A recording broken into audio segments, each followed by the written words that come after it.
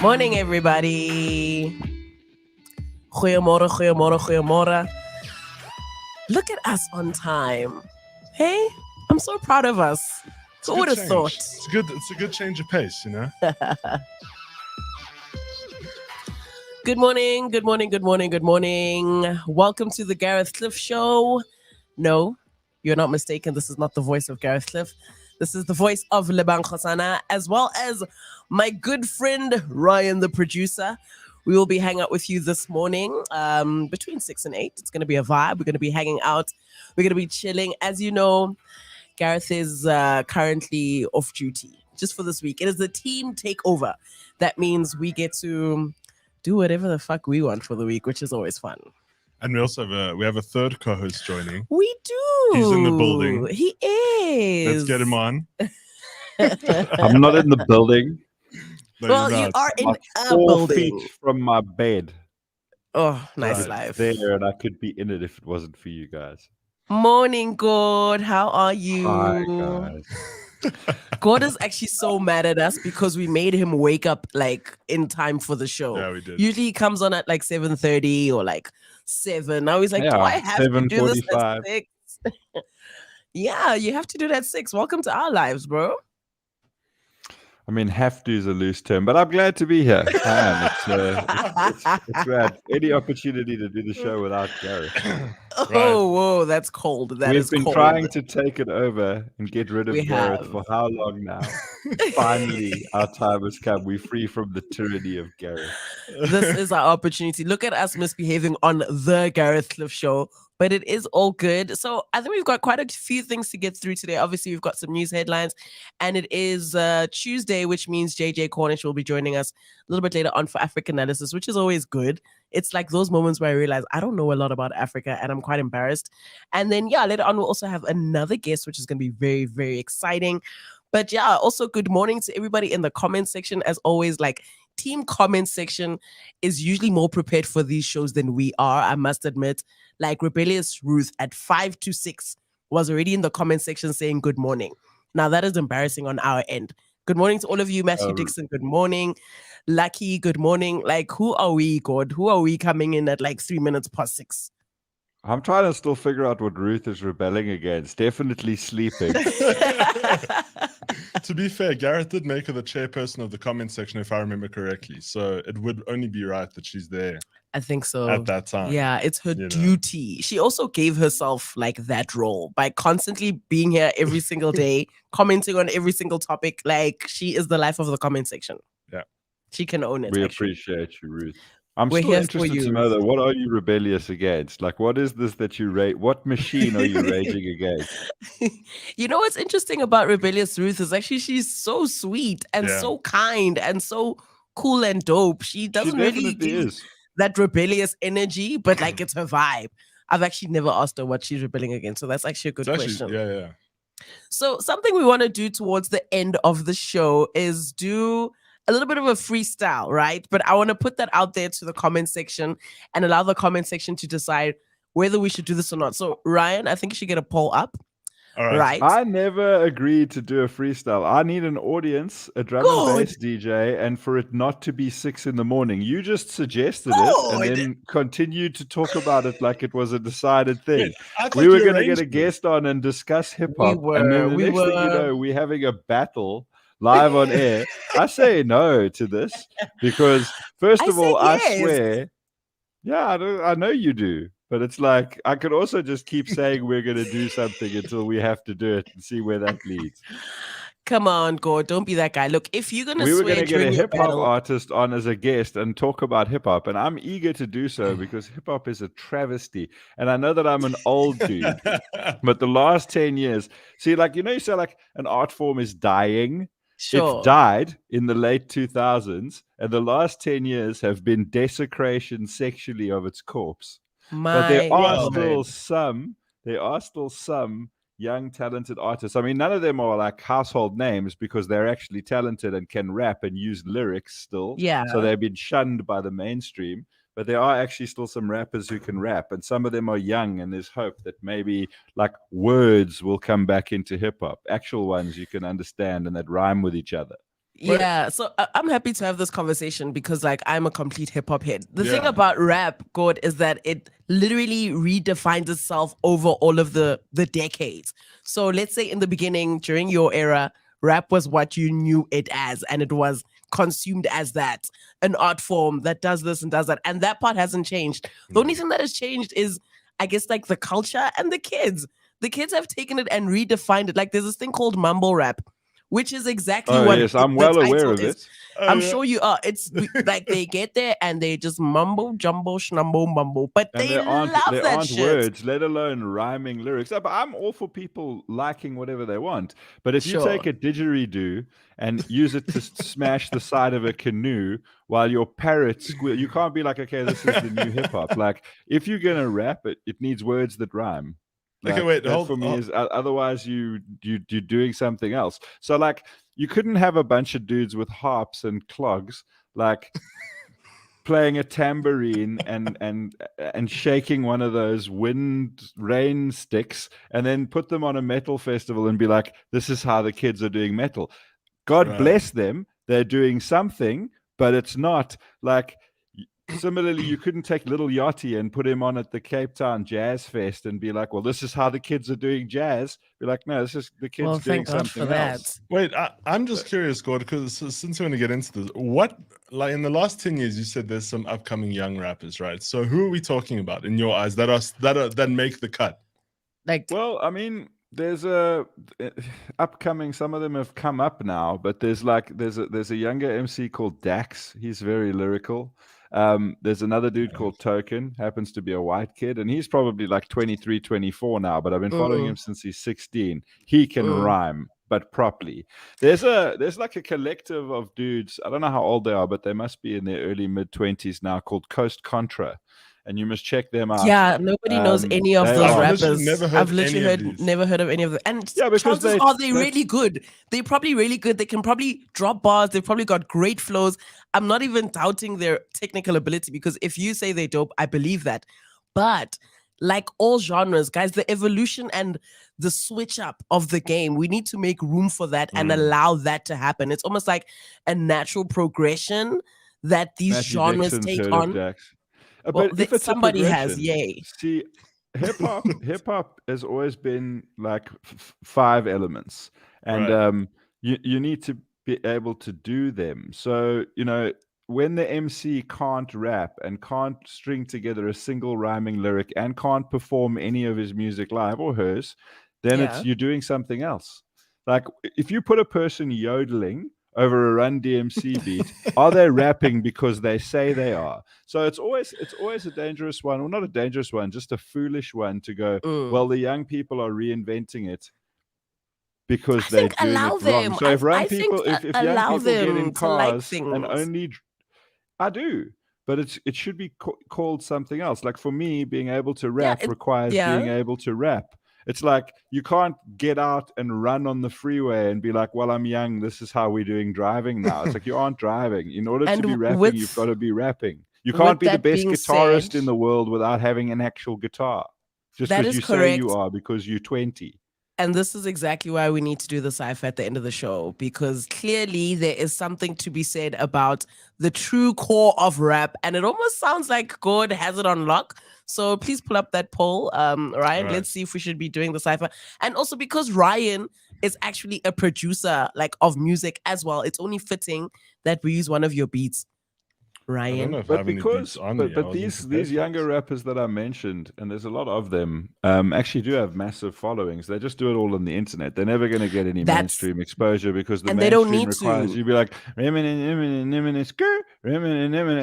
and it's fine. It's fine. Not everybody's gonna sound like Nas and Dre and like M on 8 Mile. Not everybody can replicate that era, and that's kind of like the original era. That's why we'll always go back to those same 5 elements of what rap should be. It's because that's what we grew up knowing it to be. But the same feeling that it gave us growing up of like, oh, that's so cool, of oh, this art form is dope, we can also jump on that and, you know, use it to express ourselves. I promise you right now, the people that are like making money off of rap are doing the mumble rap and they're doing the trap rap, and they are still, the masses are still about it, they are still expressing themselves, and it's relatable to the of kids. The masses liking what they're told to like. It's because like, they don't know what they like. Do you remember on the day in the like the top 40, and you'd get so excited when you were a kid because it was time for the top 40 on the weekend, but it's like the top 40 tunes in the world as chosen by no one. Here are your favorite 40 songs that no one voted for. And those few that phoned and voted were asked to choose which song in the top 40 is their favorite in the top 40. It's like, here are 40 songs. They are your favorite. You can, if you want, phone us and help us put them in an order. It's like, no, it's not like organically there were 40 songs found and like the audience brought them and said, try this. So it's the same. It's like whatever it has got the snowball effect on TikTok is getting the most views. So I'm like a massive fan of lyrics. And I know that like it's just because I say it's right doesn't mean the kids have to like it. I just think when you change something so far from what it has had decades being established as, for example, if you start taking a wooden box, hitting it with a stick, and now you say I'm the best guitarist in the world, and people go, dude, you're not actually playing a guitar. That's not a guitar, and you're not playing it. And you go, yeah, well, the young people like it, so it is. Be the best box hitter in the world? Yes. What if you are making a new genre and it's a whole new instrument that nobody? Yeah, and that's give what's it happening. its own name. Give it its own name, and don't call it what it's not. Don't call it rapping if you're not actually rapping. It's inspired by the guitar. Give it its own name and be the best in the world at it, and be the biggest artist in the world that the most young people love. But if you're going to be the biggest rapper, you need to be able to rap. There are youngsters that can, and I feel like it's many. I feel like it's going to come back. Many. For example, if we look at the Migos, right? The Migos pretty much invented a whole new style of rap, right? They kind of got inspired by like what Wayne was doing. And at that time, Wayne was still rapping like proper bars, flow, everything. Migos got inspired by that, took that and made their own thing. They reinvented it. But a lot of it was like mumble trap in their style of rap. So what do we say that, oh no, the Migos came through and killed rap because they took it? Yeah, the Migos that was definitely still rap. Spread. Oh, yeah, and like Wayne, for example, can properly rhyme. He's a rapper. I've never enjoyed him. He's the goat. He's got a couple of tunes here and there that like I feel because I can't help it. But like just because it's not my taste and his delivery is a little bit nasal for me, and some of the shit he's on about doesn't interest me, I don't for a second say that he can't rap or isn't a rapper because he's not rapping the way I like. 100%. He's doing the thing. When you block your nose and like no one nothing that you say rhymes or is in a language anyone can understand, you're not rapping, you're doing some other thing. Like, good. You're gonna hate what the new kids are doing. You are gonna hate what, like, I heard a song yesterday that was literally like, I was like, is this what the kids like? And they do. And I'm not gonna be mad at them for that because that's their thing, that's their vibe. I'm gonna stay in the lane of hip hop that I love, but that doesn't mean I'm gonna hate on what they like. Like, let them do their thing over there in that corner. I agree with you 100% with every word you've just said. It's just for me, and I'm not even saying, because rapping is one element of hip hop. I'm not even saying you can't call it hip hop. I'm saying you can't call it rapping if you are not a rapper. If you have never written 4 rhyming couplets that rhyme, then you need a guitar to be a guitarist. You need lyrics to be a rapper. You gotta fake it till you make it, God. It is what it is. That's like the world that we live in, and it be like that. Ryan, you wanted to say something. Let's let Ryan. No, I was gonna say, like, the thing is with the new rappers of today, music has become a lot more accessible in terms of equipment wise and things like that. So now it's a lot more collaborative. So literally anyone can, well, I don't want to say anyone can make a beat. It is difficult, but there is some type of community that goes on and people get each other on tracks. And that's how they mass produce a lot of albums. Whereas like, the records from back in the day, it took a long time to develop a sound, pick the tracks that are going to fit on the album. People are now just releasing because there's so much music going out. If you hold it, it gets old. It quick. gets stale, Yeah. right? Because the sound is always evolving. Never mind just the sound. It's what you're saying. It's the tech. It's the way that music is consumed. Back in the day, it took so long for you to burn that very same song onto a tape or a CD and get it. And then you had to go, like Slicker told us last week, you had to go physically to the record label, give them this one disc that they then had to burn into many, many, many other discs. Now you can sit in the basement of your mother's house, download something off of the internet, just click yes on the auto tune and talk out of your ass, and it's a hit. Yeah, it's literally like it be like that. The game has changed, and we just need to allow it to That's evolve. 100% fine, but unless you're rapping on the tune, you're not a rapper. From your mom's basement, using your computer with no mission to the record label, and you have kids that are rapping like that and ones that aren't. Man, there's this young kid, and he's like so dope. He can't be older than 21, and he does these collaborations where he spins an actual globe and then looks away, and whatever country it lands on, he asks his audience. And I've actually just recently unfollowed him simply because it's just too much content. Like he's got like 5 videos a day, and I wish I could remember what he was called. It's on the tip of my tongue. But this dude is young and he can fucking rhyme. And I'm like there for it because I'm really enjoying young. It's not an old guy thing. Bring the young people with the talent. We need that new energy. But bring them with some talent. Most of them do. Most of them do have talent. Yeah, what's up? Both. I just want both your favorite hip hop records, like of all time. Like if you pick one album right now, I just want to get a feel of what you guys like listening to. MC. Like whole records, like album, like whole album. That's difficult. Redman, Blackout. That was good. That was good. I'd probably say like the Blueprint 3. The Blueprint 3. Blueprint 3 or the Carter 3. One of those two. I like Ancient Ether's comments here in the comment section. Lil Wayne doesn't even write music. He just walks into the studio and raps over the beat. No preparation. The guy is the greatest to ever hit the mic. And that is the truth. That is the difference between someone who's going to sit and write the bars, which is okay. You're allowed to do that. But then if you're just going to go into the studio, top of the dome, there's something special about that because it's like flowing out of you. There is something special about that. Like Jay-Z would often do that. He would do a combination of both. He would walk in, write it down, and then record it once. But I don't necessarily think that like going in and not being prepared is and also I've watched an interview with Lil Wayne as well where he talked about how much time he spent working on a certain song, so lyrically. So I don't think that was always the case. Always. For me it also depends. It depends on what you're looking at. Like, are you talking about like the quality of lyrics? Because I still don't think you can fuck with Eminem. Like the amount of entendres that are in those tunes, the layering, the fact that like some of the shit, like I've been listening to some of the old school shit forever, and also some of the newer stuff where he's not so concerned about mass appeal. He's like rapping for the sake of rap. He's like really like connoisseuring the bars that he's writing. I pick up shit that I've been on a tune I've been listening to since 2004.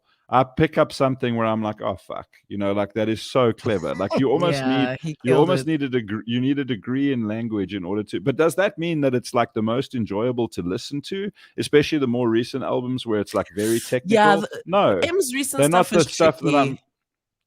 I mean, I've aside from Revival, which was it had its head quite far up its own arse. The next two, Kamikaze and Music to Be Murdered By, are just lyricists stream. But I understand that it's never, not even to Eminem's own fan base, let alone young people. It's never going to have the appeal. His era came and went. Yeah, I think like also it's okay to know like when to stop. You don't always need to give CPR to a dead situation. No, but the same way these kids who can't rap shouldn't be stopped because I don't like it. Eminem doing the most technical and the most lyrically like razor sharp raps that the radio no longer wants to play, even though there is a single or two. Well, there's still a huge single on each and every one of these albums. Yeah, but remember, M had like hits. Like M's initial albums, those first ones, the Eminem Show, 8 Mile, that was every single song. You were not skipping anything. Now it's like, oh, come on, M, come on, M. And that's fine. You know what? He had his time, and that's okay. So Ryan, put up the freaking poll. Are we doing the It's cipher? up. Yes It's or up. no? Okay, cool. Everyone's on a vote. Then please vote. If you vote yes at the end of the show, Gord, myself, and Ryan are going to be spitting bars. Oh, no. Count me out. It's you and Gord on this one.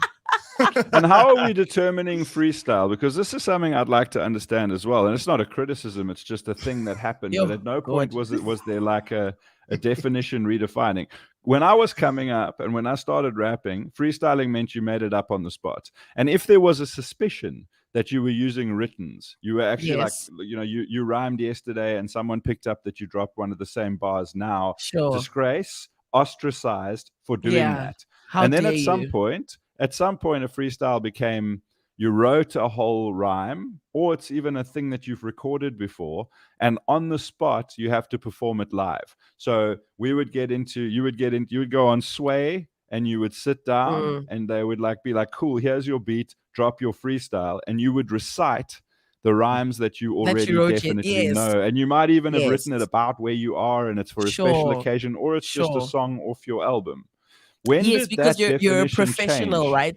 So I think when rap was still on the come up, it was just after school or whenever in the hood, everybody's coming together on the basketball courts, getting into a circle. Somebody's about to beatbox and we're just dropping bars, right? Initially, I think there was a lot of more credibility in being able to just sit there and off the top of the dome, come up with stuff, boom, boom, boom, boom, boom. And that was really seen as like, oh, wow, you're really good at this. But over time, and when rap got more commercialized, you had to kind of prepare some of the bars. You had to prepare those moments. Rap's been commercialized since the 90s. This kind of changed around 2010. It's not like suddenly rap was mainstream and then the definition of freestyle changes. And again, I'm not criticizing going into a studio and dropping your bars that you have that memorized. I want to know when the meaning changed, because when I was rhyming on the basketball court or whatever in the parking lot of the varsity, nobody disagreed that freestyling meant off the top of the dome. And there are still people that rap off the top of the dome, but now they probably need a new word for what they're doing. So I want to know how that definition changed. I'm not saying it's bad that people do the one and not the other, but freestyling meant specifically coming up with it off the top of your head. Now it means reciting your prepared thing. When did that happen and how did I miss it? They commercial rappers, Gord. They no longer just rapping for the sake of it, for street cred. Now they're doing it as their jobs. These people are doing it because they're signed to a label. Like that's a new thing. You're making out like that's a new thing. That's not a new thing. That's like people being commercial. Hip hop has been the biggest genre, one of the biggest genres since the 90s. We're talking about 30 years. I mean, Dre 2001 came out in 2000. And that was already his second album. The Chronic preceded that by like 8 years. Tupac was already dead and had done his entire catalog by that time. We're not talking about a genre that became big 5 years ago. Yes, it's been big. So what are you? People have what children are you asking? and can vote. Yes. When did the definition of freestyle? It's purely a question. Like, at what point did it mean like we're going to drop a freestyle? Okay, drop something you already know, or come up with some bars off the top of your head. And what is the new way to express off the top of your head rapping? Because what is that called now? Let me give you an example. So you're in Cape Town, right? And who's the artist in Cape Town, the Colored Oak, who always raps? Youngster CPT. Youngster CPT. Every single performance that he does, without a doubt, he will walk in there and look in the crowd and say, okay, cool, crowd, you guys give me a word, and then I'll just start spitting. He has used that form of actual freestyle and he's commercialized it and made it a part of his whole vibe. It's his whole energy. Not to say that if Youngster gets off the stage and now he's in a cypher with actual other rappers and they're just sitting there spitting and going at it, he won't be able to not do that. That's his vibe and that's what he does. The person that he'll be rapping with in that group is going to be rapping what he wrote last night. That's literally what that guy's going to be doing, because not all rappers, fortunately or unfortunately, and I agree with you on this, it's however you take it. It's not a good or a bad thing. Some rappers are going to get to a cypher and have everything written down. All their bars are going to be in their little black notebook, ready to rip them out whenever, because they know that those bars are going to pop off. Some rappers have the ability to just take it to another level and just take it off the top of the dome. I think we don't need to complicate it. Whatever works for you, works for you. However you decide to rap, will be how you decide to rap. What I'm excited about is that we've just spent 25 minutes talking about rap and hip hop on the Gareth Cliff I'm Show. only getting Who started. knew? I want to know. Who knew? Favorite MCs, favorite albums. Because you asked the question, like, what is your favorite record of all time? Doesn't necessarily equate to your favorite album of all time. I do think, though, top 3 for me will always be Method Man, and he will refer to himself often as like the number 1 most underrated MC of all time, and he absolutely is. You notice how like a lot of people, there's that famous rhyme of Eminem's. It goes Reggie, Jay-Z, Tupac, and Biggie, Jada from Outkast, Nader, Corrupt, Nas, and then me. He rates like Redman as number 1, and Redman has always been Eminem's favorite MC. Redman's amazing, but he's not as good as Meth. The two of them are like together as a team. They've got 3 albums together now. Yeah. And they were always called the Blunt Brothers back in the day. And it's like Meth is so good. Lyrically, he's like his entendres, his structure, like he's writing. If you just read it and you forget about flow and you read it like a poem. It's still dope. It's still dope. Brilliant. It's brilliantly structured. Yeah. But it's also funny, and he's got that delivery and that flow. He's my favorite out of the Wu-Tang. He's very underrated. He's very, very underrated, which is sad. He's so good. And he's so consistent. He just recently released like another album and nobody noticed. But he's killing it in TV now. He's like because he's also ridiculously good looking. Like it helps that he's like black don't crack, so he's just out there looking ridiculously great at his age. And he is. So I'd put definitely like Kendrick there in my top 10 of all time as far as evolution. I mean, the OGs, the Jiggers, the Nas's, the Tupacs, the Biggies, they definitely up there for me. But as far as like the new school, for me, Kendrick is doing something that a lot of these new age artists just are not able to do, aren't able to touch. Someone like J. Cole as well, new age artists, but they have a way of kind of still being able to hit all those 5 things, right? But there's some underground artists that have kept it underground for a long time. There's a crew called Jedi Mind Tricks with a main MC called Vinny Pazienza. They've been going since the late 90s, and the dude's made a huge amount of money, and they play live shows and stuff, but they've never ever been on the radio. Similarly, one of the best MCs, and like you got to also distance yourself from the lyric. I actually don't listen to it anymore because the dude, like some of that shit is aged badly. Like this, like it was always a thing in the 90s and the 2000s to like be a bit homophobic, but some dudes were like tongue in cheek about it, and you could kind of go, okay, well, this person's probably not hateful in real life. But like self-titled, CELPH, titled, is like one of the sickest MCs you've never heard. Like out of all the MCs that you may have never heard in your life, this dude can drop it. Like his flow, his lyrics, his entendres, the wordplay. But man, he just seems to hate a lot of different kind of people. So some of it's aged badly. But the point of that was even back in the day, you had MCs that were like really well respected, making a very good living, but never being like a radio number 1 star. And you still get that with these young cats that can rap. You got to check out Coast Contra. Like they've got a lot of content on the internet, and these dudes can rhyme. There's like 5 of them. They're young black dudes from somewhere in America. And they can fucking drop it. Like they're not 38-year-old dudes who are still keeping it fire from the 90s and the 2000s. They're youngsters, and they bring in like a Wu-Tang aspect where like everyone in the crew can rap. Okay, that's dope. So we've literally just done a full 30 minutes of rap and hip hop right here on the Gareth Cliff Show. And Ryan, apparently, according to Ricky Lowe in the comments, you only listen to Pavarotti. Yeah, no, I don't know why people would think that. I've got Eminem and Mac Miller tattoos. Like, I don't know. I need to prove yourself that you belong to the streets. He's one of us, guys. He really is one of us. But Ryan, I know you wanted us to chat a little bit about Treat Williams' death and why it was swept under the mat.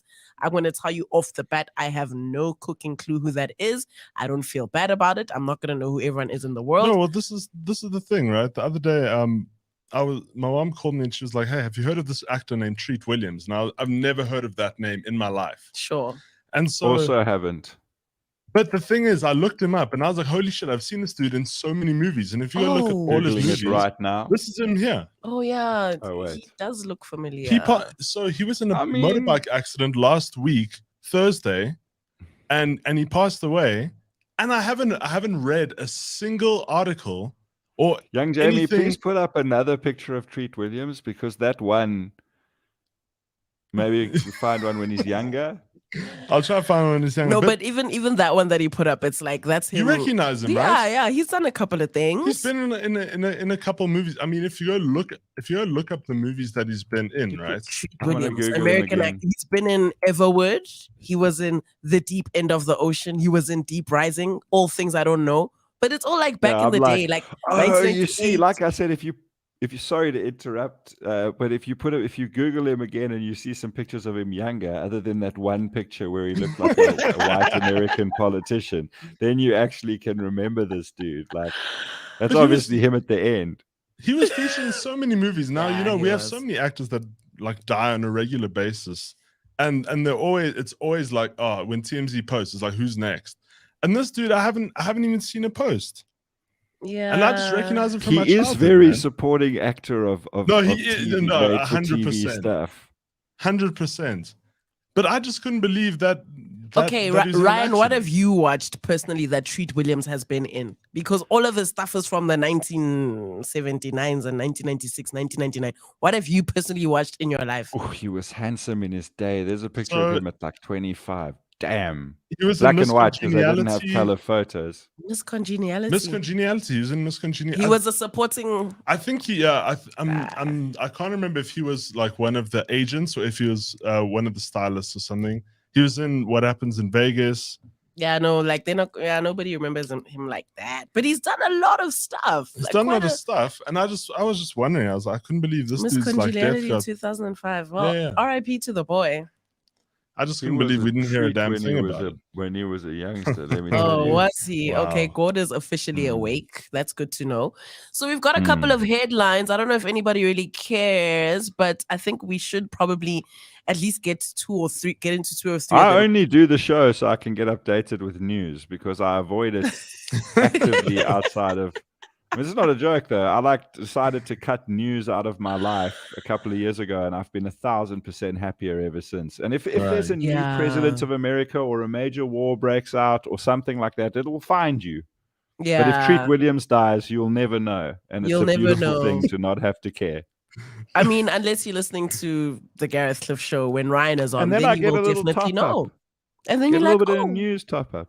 yeah, just a little bit of what's going on here and there. So the first news story that I Let's don't get want to into it. I don't want to actually like talk too much about it because JJ Cornish is going to be here, so I think we'll unpack it a bit more there.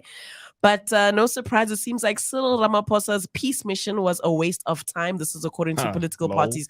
So if you've been keeping up with, I guess, what's been happening online, Cyril and his squad tried to go to Ukraine and it just like ended in tears. Like it did not go well. It was just a disaster. And we had like play by play every minute what was going on there. Yo, guys, it was a movie. They literally. didn't go there and bring peace to the Ukraine in one fell swoop. I mean, if they can't, if Cyril can't arrive in the Ukraine and create immediate peace, then there is no hope. There's absolutely no hope. Don't even bother sending Tony Stark, Chris Hemsworth. Don't even send them because it's pointless. Squirrel's already tried, and the fucking Ukraine is fucked. Yeah, so the DA is pretty pissed. They'll be submitting questions in Parliament just to determine the full cost of the trip that was hampered DA are by going to complain? Oh, guys, what's the new, ANC right? are going to waste funds doing something pointless? Oh, God. What year is And then the DA are going to complain? What has happened to South African politics since I stopped listening 2 years ago? Holy shit. I love it because the DA gets... What else has changed? Yeah, no, look. The I DA think... follows the ANC and they try and like, catch on to whatever they're doing. And then it just gives the opportunity for like Action SA and EFF to just do whatever they want in Joburg. And also our mayor's missing in action, which is great. I don't know where he's been. We have a mayor? Yeah, well, that's it, right? Like, I mean, what? Since when? If I were to see him and like walk past him in the street, I wouldn't look twice because I wouldn't know who he is. Exactly. Yeah, so we'll let JJ unpack that for us. I feel like he's definitely got like the 411 on what's going on there. Another story, stupid and dangerous. Apparently 73 drunk drivers were arrested during heavy rain. And guess what city this is? Finally, Joburg is not a part of this mess. Dun, dun, dun, dun. Cape Town. Oh my So- God. One of my favorite things to happen. One of my favorite things to happen, because we were on the topic of mayors. His name is Jordan or Gordon Jordan Lewis. Hill Lewis. Jordan Hill Lewis, the Cape Town Yeah. mayor, has got an Instagram and he pays sponsored ads, right? He pays Yeah. sponsored ads to like show you his, and it's not like the sponsored ad is like, hello, I'm Jordan Hill Lewis, and here's a thing about the politics of Cape Town. We're gonna raise this and lower that and fix this and change that. Vote for us. He's out there doing like real life content, and his favorite thing is to go up to ordinary people and have a conversation with them and do the whole "do you know who I am?" And then they're I like, saw that. some know and some don't know, and then he blows their mind by telling them he's the mayor of Cape It's Town. me. And it is so That's so funny. cringe. Jesus. Yeah, no, it is cringe. And also, like, people won't know how to react on camera. Like, they're trying to get that normal reaction, but it's not gonna happen. No. It's not, but I think it's cool. Like, at least he's putting himself out there. You know, like he's I know, trying it's himself badly out. done. It's talkability. But I feel like if anyone in Joburg were to do that to our mayor, like they would just get laughed at or like cucked on because of they're not doing anything. Yeah, no, as far as the Joburg mayor, like a fun Kabelo joke. Kwamanda, he's going through a lot. I don't even want to get into that because it bores me. Back to more interesting news. Whatever's going on in Cape Town, it's lit. But apparently, this past weekend, the city of Cape Town said that, you know, they're dealing with a lot of things due to the weather. And, you know, there's people among us who insist on creating additional problems by behaving badly, aka people are drunk. And this was what JP Smith, he's the mayoral committee member of safety and security within the city. This is what he has to say after they arrested 73 drunk drivers. God, what's going on in your city, bro? Like in the past week, 52 of these arrests were drunk driving, and it seems like the rest of them were just wild behavior. I think if anybody knows it's you, God, so this is in Cape Town now, because I thought you said that this was happening in Joburg. Okay, first of all, my city is Johannesburg. Born and raised in Johannesburg, proud to be from Johannesburg. I got a 011 tattoo on my wrist. I'm just happy also not to live there. Like if you lived in the Ukraine and you came from there, you'd be super proud to be Ukrainian, but really glad that you're currently living elsewhere and not there now. So my city is Johannesburg, and I'm so you're turning on Cape Town completely. You don't recognize it. I don't recognize myself as Cape Townian. Like if I went and lived in London or Australia or moved somewhere, I would say that I'm South African and not Australian after a year and a half in Australia.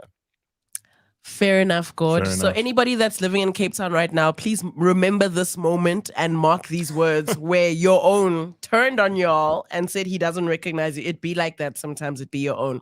Something else that's I don't think 1.5 years here makes you Cape Townian after your whole life in Joburg. I have actually lived here before for 4 years. So let's say I'm 41. So 5.5. Help me math this. 5.5 years is like 13% of my life, 14% of my life. It's not doesn't make up for the 85 that I spent in Johannesburg with my formative years being spent there. I honestly, but like it sounds like a long-winded joke. It's not. Like I'm from Joburg. I'm Joburg-Wegian, but I just live in Who Cape says Town. that? Yeah. I've never heard that. I don't know I've what the never heard word a is for single being Joburger. Joburgian. No one that lives in Joburg has ever said that, has ever described themselves as that. What is the word? Because we got getting a word worse. for Cape Townian. What is the word for you said we. You said we. We've got a word, y'all. So you're part of that. I mean, South Africans have a word for people from Cape Town. All South Africans call people from Cape Town Cape Townian. What are you called if you Joburgian? I'm Joburgian. No, you're just a Joburger. Yeah. Or you're just from Joburg. Joburger doesn't work the same as Joburgen. Like no, you can't go. You can't go. No. This, like here's an example. Like you're from New Zealand. You're a New Zealander, but you would say like that person is New Zealand. No, they're New Zealand. It feels weird. It sounds weird, but that's what the dictionary says. We need a word for people from Joburg. I think Joburger works just as well. Yeah, but you can't say he's Cape Townian, he's Norwegian, he's Joburger. It doesn't work. You need a word. He's from Joburg. The end. I'm not we don't need to complicate there everything. Isn't a word. I'm saying there needs to be one. I don't think they should. Joburg Not everything when they needs. No, it's fine. It's okay. I think we can Just park that one. Joburg from Hardy Dave works a little bit. Joburg Souther, that's only if you're from the south, I guess. Yeah. Yeah, no. No, I think we can. Joburg We can leave the works. people in the south. Not You know, it's like if you're Gauteng. from the Seychelles, you Seychelles. Can you not be, because it's like that French tip? If you're from the Seychelles, you Seychelles. Can we be Joburg? No, I think I like Gautengelings. Vivi's got a point. Like, let's not like it's not broken. It doesn't need fixing. It's there for us. You still would be a Gautengeling. You wouldn't be Cape Townian or Gautengeling. Yeah, Gautengeling actually works in this context. Yeah, it does work. Okay, so I'm Gautengeling and proudly so. I just live in Cape Town. Yeah. Okay, that's fine. We believe you, Gord. Another very interesting story, which is so wild, is that the Titanic tourist submarine has apparently gone missing.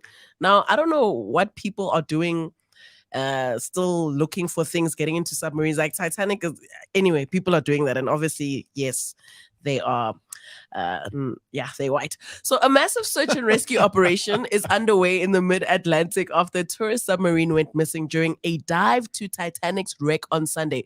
This is mind-blowing. So was apparently, it full of tourists? Bro, like a lot is happening out there in the world.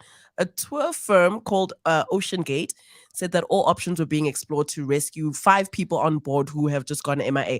Listen to how much it costs. A ticket costs you $250,000 for an 8-day trip, which includes dives to the wreck at a depth of 3,800 meters. Now, 5 million rand to go look at the Titanic in a submarine. Just watch the movie, bro. Like, come on. Now you're missing? This is shocking. Simon says Josinian. That's a winning one. Carlo van der Westhuizen saying it's a Johannesburger, wasn't listening. We know it's a Johannesburger, but you can't say I am Johannesburger. Johannesburgen. I think you can. Yeah, can you would have to say I am Are you adapting the Johannesburgen. Johannesburgen now? Am I Johannesburgen? It works. It doesn't, but Johannesburg's already a shitty sounding word. So you know it's going to be a shitty sounding derivative. It's not landing really well. I think by the end of the show we'll maybe know what the actual word is, as far as like, oh, where you from? I'm from Joburg. Oh, that makes you what? We'll know. Yeah, we'll know. I don't think Arbot says. Sorry, not Arbot. Somebody's we've just missed. They've gone. Their name has gone off the ticker tape. Says FML. Bring Gareth back. Asablif. Yes, this is hard to listen to. Pal, you don't have to listen to it. You can log off unless you're serving some sentence that the actual punishment is having to listen to us. You can go and have a poo. You can go and read the newspaper. You can listen to 94.7 and see what the fuck they're talking about. Yeah. There's radio stations from around the world. You could probably get Howard Stern right now. You could do anything you want, and we would love to not have you. Exactly. I'm open to criticism, but don't put yourself through it. You know how I talked earlier about how I hate mumble rap? I don't listen to it. It occasionally finds me, and I turn it off. But you see, that's the trick, knowing that you can actually switch it off. I embrace mumble rap sometimes. Of course you do. Look, when is Gareth back? Next week? Nobody knows. Only God knows. But I think well, ironically, it's Dusty knows is the handle of this person complaining. I'm just going to throw a flyer out there and guess that Dusty knows is white. Could be wrong. But Dusty, we will let you know when Gareth is back. First to know. You know what? We will send you an email. We will send you a hand-typed email just for you as soon as he lands, so your life can proceed again. Dusty has clapped back and said, "No, Gord. GC is how I start my mornings." But Dusty, sadly, GC is unavailable. If there was GC or us, and somebody had changed your station for you to take away your GC and have us instead, it would make sense. But unfortunately, for those people who are not miserable, there's us. And none of us claim to be Gareth Cliff. God knows I'm kind of glad on a lot of levels I'm not Gareth Cliff. I would take his assets, but not his personality. I love him, but I'm certainly not trying to replace Gareth in your life. So you should go and try something else this week. The good news is that it's us, it's not Gareth, but it's also the infamous JJ Cornish. Of course, it's time to catch up with JJ Cornish for Africanalysis, which is brought to you by the Johannesburg Business School. And obviously, this is looking at what's happening around the African continent. And I said this a little bit earlier. Every time we speak to JJ, I realize how little we actually know about the continent. Good morning, JJ Cornish. Welcome to the Gareth Show. How are you doing Morning, today? JJ. Bonjour, JJ? nice to speak to you. You know, the way to get that man back and to ensure that he listens to you all the time is to ban him. Say, you are banned from watching the show. You'll never, ever, you'll need a block and tackle to get rid of him after that. I did that before and it's worked. But it's very nice to speak to you. JJ. Yeah. JJ, let's get straight I'm into it. to talk to you about the peace mission. Yes, Is that please. right? We need to know what happened, what went down. It seemed like Well, it was I'm just of that one school. big mess. Well, you know, it was one big mess because the journalists were locked on the plane and they had expenses now to explain to their bosses. So they had to dismiss it as a mess. As for the opposition, well, the peace mission followed an opposition visit there. So if they're going to look at the cost, who picked up the tab for the DA leader to go? The thing about these things, and you know, I'm perhaps old school. I know who Treat Williams was. That's how old I am. But the thing is, if you it's better to have them happen than not to happen. I keep saying that about the United Nations. What the hell is the UN doing? People say, what the hell are they doing? I always say it is better to have them there than not to have them. I think that peace mission, it's the first of an African peace mission off the continent, and it's very interesting that it happened. I'm sorry that 3 of the leaders decided not to go. Certainly, Denis Sassou Nguesso from the Republic of Congo was too scared to go. I don't know where the Egyptian leader was, and the other, the Ugandan.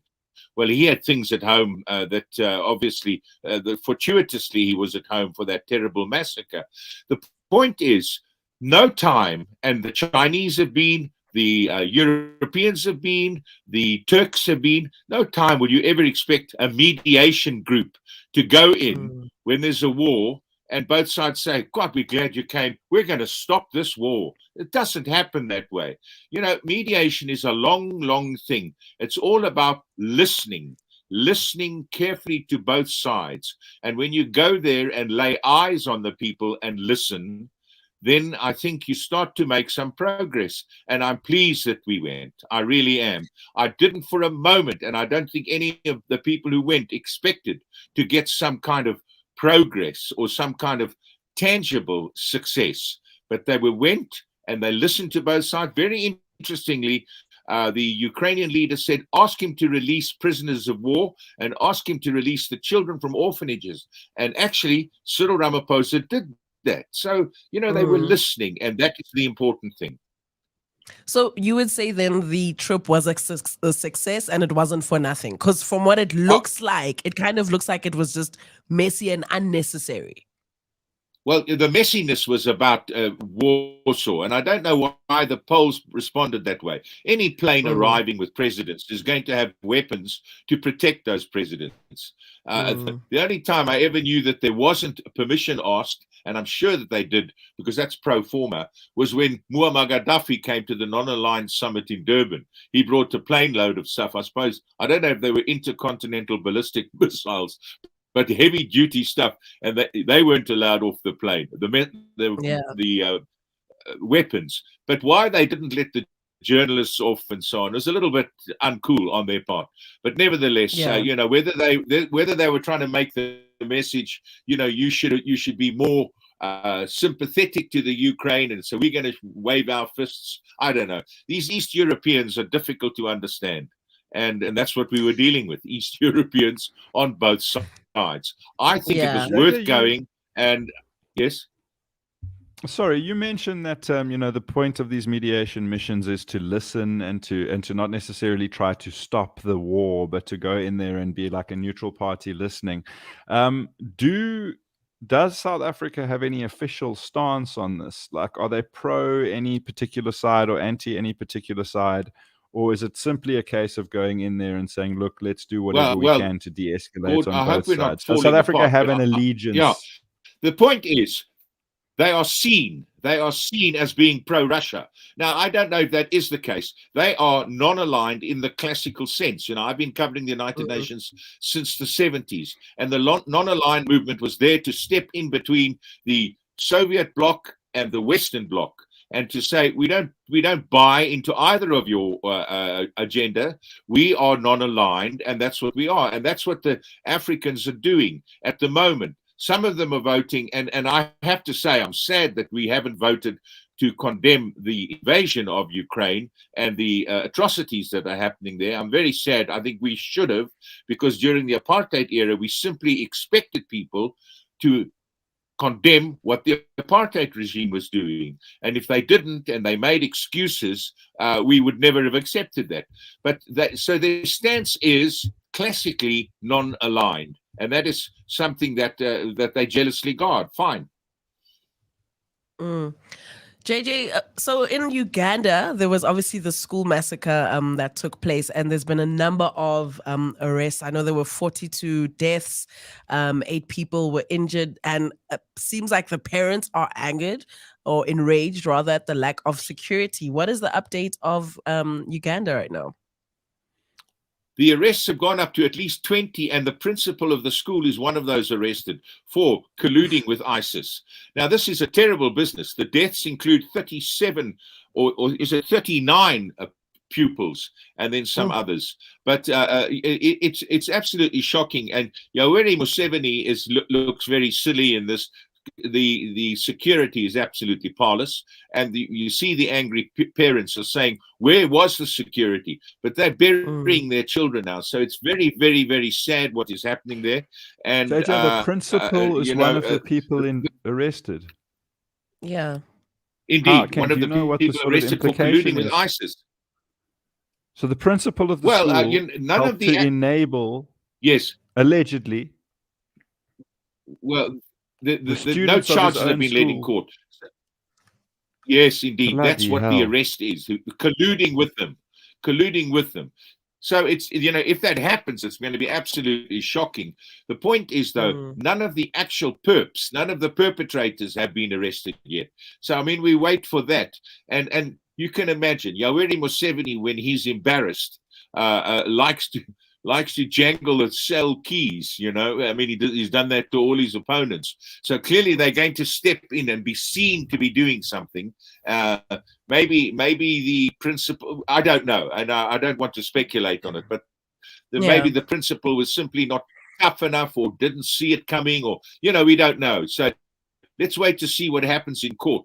And in Uganda too, we're going to have to look very carefully what indeed they can do about this. But it's an absolute tragedy. It's an absolute disaster. 40 people killed by ISIS, and the fact that these jihadis are able to roam around that part of Uganda. It took 90 minutes to perpetrate this massacre. People across the road said they'd heard gospel singing and then screams and shouts. They were killed with machetes, shot, burned. It was an absolute horror story. Jeez Louise, no, that is horrible. Something else that's also horrible is the Sudanese war that is just so ongoing. Seems like the UN boss has finally chimed in and has said that the Sudanese deserves as much support as Ukrainians to end their war. What is the update there, JJ? Well, Lebang, I'm really praying for the day where we talk about something else, where we don't put a Sudanese peace into our crossing. The fact is, though, the United Nations is calling for $2.5 billion to help in Sudan. 1.7 million people have been displaced. 500,000 have gone into the 7 neighboring states, none of whom can really afford to take that number of refugees. Now they're having this in Geneva, this donor conference. At least I'm hearing today that 1.6 of the 2.5 billion has been pledged. It's not yet in the hands of the people who can give that aid in Sudan. But Antonio Guterres, who's a colorful character and lends himself occasionally to hyperbole, is saying that Darfur becoming of genocide as it was when the fighting first started there. He's talking about an unprecedented descent into destruction unless that stops. And one cold comfort is the fact that the 72-hour ceasefire, which ends today, seems to be holding. And that's the first time of at least 10 ceasefires that it is held for the time allotted. Sure. So much is happening in Africa. Like everything is just so much all the time. And if it weren't for you, JJ Cornish, we would not have a cooking clue of what's going on. Africanalysis is brought to you by the Johannesburg Business School. Thank you, JJ. We'll catch up with you. Sorry to interrupt, but I just want to pick JJ's brain. Can you give us a piece of good news for Africa? Some development that's recent? No, I'm not kidding. And what's happened since the show spoke to you last that you're feeling optimistic about? Pleased to hear. Well, I have to say nothing springs immediately to mind, but there are certainly pieces of good news all around the place, but one looks for them. I have to say, to be fair, Gord, that I have nothing that springs immediately to mind. Although I do believe that the efforts and the fact that we've got together to go on that peace mission is something that we can be encouraged by, and hopefully something will grow from that, and our influence internationally will be taken more seriously, because whatever the critical media is saying, we went there, we spoke to both sides, we did what mediators, what the Chinese, what the Turks, what the others have done, and we've disported ourselves well. So that's probably good news as far as I can see it. Thanks, JJ. That's a more optimistic note. I'm going to take that. I'm taking the good news. Thank you so much, I'm JJ. officially pro-delegation now. That's what it took. JJ, we'll see you very soon. Africanalysis with JJ Cornish is brought to you by the Johannesburg Business School. Some good news in the comments. Matthew Dixon is saying, hey, guys, we aren't in stage 8. I mean, that's there's something to look forward to. And I feel like lately, load shedding hasn't been really committing to its time. So the app will say, load shedding's happening in an hour, and then it just doesn't. So that's something to look forward to, which kind of sucks because we shouldn't be looking forward to the fact that we're not going to get load shed. We're just so far gone. Well, I haven't had power for 3 days because my substation got set on fire. Yeah, but also, Ryan, you live in Yassus. Look at this, Yassus. Where Look do at you this. live, right? This is on deck is subs.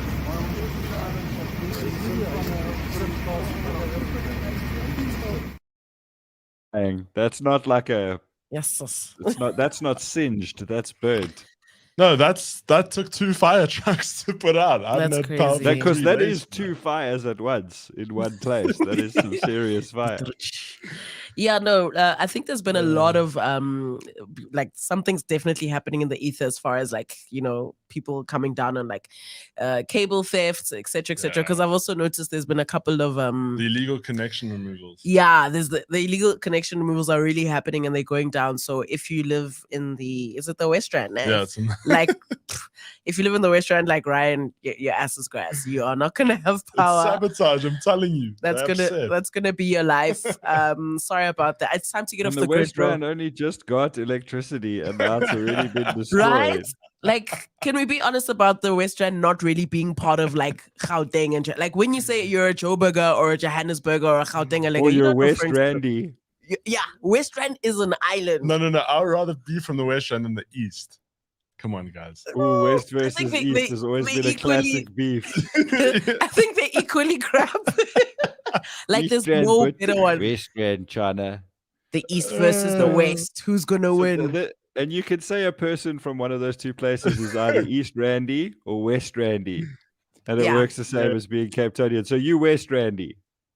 He's West Randy for life. But people that are from Proudly the West Randy just keep quiet. They don't usually say it out loud.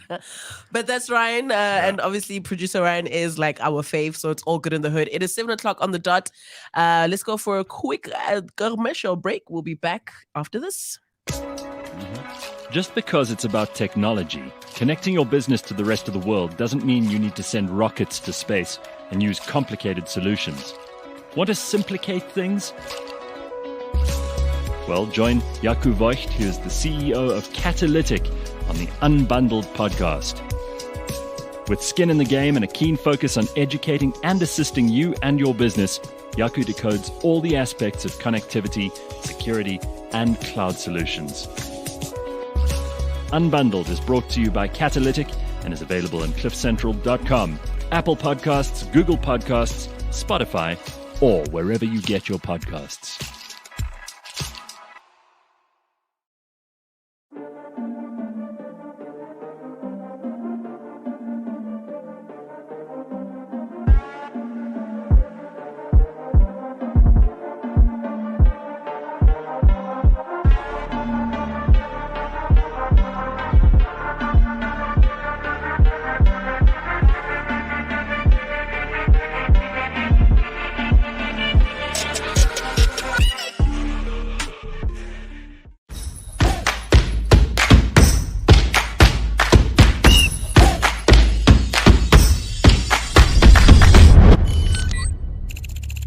You might know CliffCentral as South Africa's podcasting pioneer.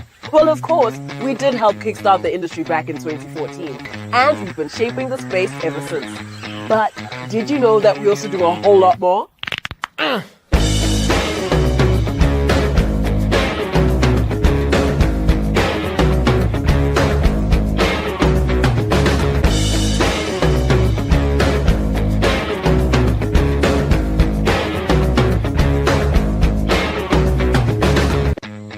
We have a dedicated and growing fan base that's ready to hear all about your business. We simply leverage the power of our brand and help you reach your ideal audience. And the best part of it all is that it's all white label.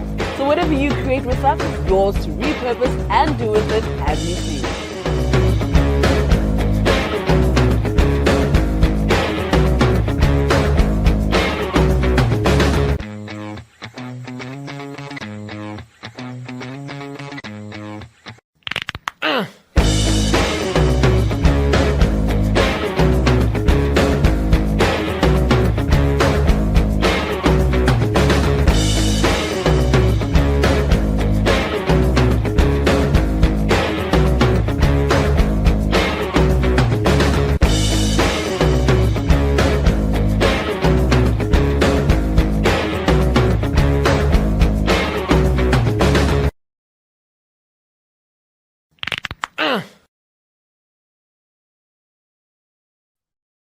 All right, and we're back.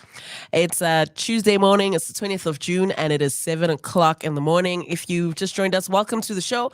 Myself, Lebang and Gord are with you for the next hour. So, there is seemingly a bit of a bone-throwing thing happening in the comments. Boss BGP is saying, Ryan, want to go for a drink at lunch? So Ryan decided to leave the show. He was like... Yeah, what happened to Ryan? And he didn't even say goodbye, nothing. He just bounced. He dipped because he got a little bit like overwhelmed with the request to go for a drink. He's like, what does that even mean, going for a drink at lunch? He's scared. So I suspect that Boss BGP is in the West Strand and is probably just trying to, invite the boy over so she can get to know him. I don't think it's that deep, but he's making it deep. So he left. We've lost Ryan officially, is what just happened. Is Ryan unattached? Is he open to being flirted with in the comments? I wish he'd stayed so we could get to the bottom of this. Right? Because I'm really curious now. I was like to him, dude, someone's asking you out. And he was like, what? Oop, and then he just left the room. So I can't even go chase him. He's not the type. I gotta say though that the being on this show, especially for those 3.5 years where I was on it almost weekly, I was on most Wednesdays. There was I was single during almost all of that time, and there was some serious DM slidage benefits to being on the show. Like I definitely, God knows there weren't a lot of benefits, but that was one of them. It increased the length and breadth of my little black book and various other things. Ryan, you need to get tips from Gord on how to be on the show effectively. And how to get some benefit out of these unnecessarily early mornings that could easily be later. So, I mean, if Ryan is single, you have missed a trick, bro, and you and I need to have a chat after hours. Yeah, no, he's definitely single, but I don't know if he's interested in like the girls from the West End. He's said it a lot of times that the West End. Yeah, I don't know if he's interested in girls from there though. It'd be like that. You see, Matthew Dixon's even saying can't trust those West End girls. Do we even know that he's interested in girls? I mean, he might not be. There's no way to know these days. You can't assume never anything. know. So whether you want those East Rand girls or West Rand boys, West Rand boys, you can get it out there, Ryan. You're a handsome man and you're on a broadcast. Like, Exactly. dude, get He's the not even here number. to defend himself. Like, you know, like if you were still here, Ryan, you'd be able to say, oh, who, me? And then you'd be able to explain. But anyway, you've left, and that is fine. So, Gord, I know that you wanted to chat a little bit about like childhood. I mean, childhood is great. It's very nostalgic. We all have like either good or shitty memories of what we did when we were kids.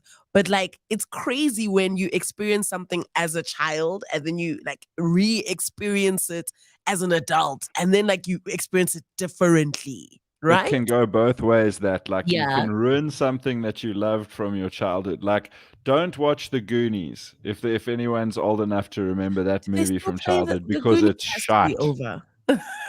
Yeah, no, it isn't good. But then there's some shit that you watch and it like brings back all the memories and it's still Yeah. amazing. Yeah. But I was talking more about. Sorry, I'm just gonna have some of this refreshing cup tea. of coffee that's keeping me alive. Listen, I'm actually drinking a cup of tea that Ryan made me. I just need to add this PSA. It is absolutely hogwash. He says this is the real way of making tea. So I think he probably put the tea bag in first and then poured water. We've just set him up to like be slanging D in the West Rand, and now you've thrown shade on his tea. That's bad wingmanning. I need to be honest. Like, I need him to know that he can improve from this day forth. That this is not the tea. See, there's a time and a place for honest feedback. You could have done that privately and said to him, "Look, man, you didn't get that," because we're just trying to set him up to be like West Randy. You're saying? I certainly am. Yeah, we're speaking French now. Anyway, I'm not really talking so much about going. It's also just a topic because Ryan messaged me last night at like 9:30 and said I need to send topics, and I'm like, when has that ever worked? We've never yet in my life gotten to a topic that before every show I'm asked to send the talking points, and I think we get to 0% of them. Yeah, we never get through not them to ever. any of them. Yeah. And if we do, Gareth will be like, so what was your take on this? And it's one sentence. And it's like, okay, moving back on to, Timothy Chalamet. Gareth doesn't give a fuck. Yeah. So why ask? But one of the things I've been meaning to ask for a long time is like, what stuff, and I'm interested in the comments as well, like, have you stayed into since you were a kid? Like, either you were into as a kid and it's still a thing for you as an adult, or that maybe you were into as a kid, then you kind of lost touch with, and now you're back into. So it might be Star Wars, although I mean, I know it's a divisive topic. It causes people to fight because people love to fight with each other. But like, I think most Star Wars fans agree that like modern era Star Wars is a bit shit. It's not the one, to the older stuff. I mean, I think there's kids being raised on the new stuff now that maybe dig it. But if you're older than like 30, you probably think the new stuff is shit. But like, I still am interested in the Mandalorian and stuff like that. Even though I don't really give a shit about Star Wars anymore, but I used to. Like, for me, it's Metallica, and I realize that they're like a bunch of old dudes, but there's like, I'm interested in what they're up to and like the new album. And I know that like, I'm not trying to sell it to young people, even though Stranger Things did a lot to bring Metallica into the lives of young people, but I've always digged it. And now it's just kind of like my little hobby. I've always loved Mortal Kombat. Now I'm going to have to buy a PS5 because there's a new Mortal Kombat game coming out, and I've played and finished every Mortal Kombat game there's ever been. And it required me. I bought a PS2 because of a Mortal Kombat game. I bought a PS3 and a PS4, always because a new Mortal Kombat game had come out. I'm not good at it anymore. In the day, I won the Johannesburg Mortal Kombat tournament at the Magic Company arcade in Fourways in like 1993, Mortal Kombat 2, and I won that shit, and I got a whole bunch of cool prizes. Nowadays, I'm like, there's kids that are like unbeatable on the internet, but I can still smash it. So I've always loved that. I'm interested to know from you and from the comments.